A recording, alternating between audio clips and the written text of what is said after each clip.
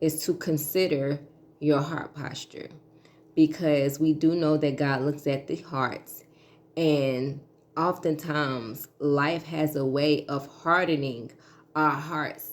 And whenever our hearts are hardened, it is hard for some things to penetrate us, right? It is hard for us to receive things. It is hard for us to receive love. It is hard for us to receive the things that God is trying to do in us, the work in us.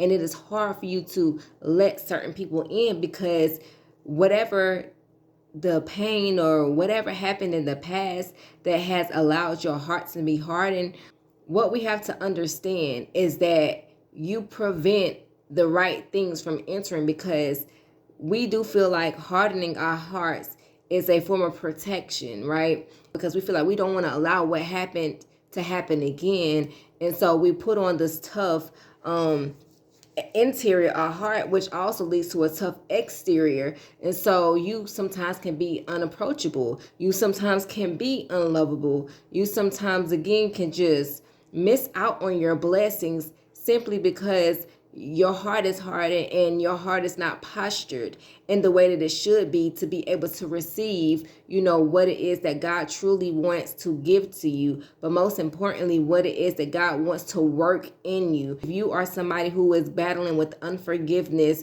if you are battling with resentment, whether that be towards God or towards people in your life, towards love, I just want to encourage you to ask God to soften your heart, because you don't want to really miss out on the good things simply because of the bad things that happen to you. When we feel like we're protecting ourselves, what we're really doing is positioning ourselves and moving ourselves out of what it is that God truly wants to do to you.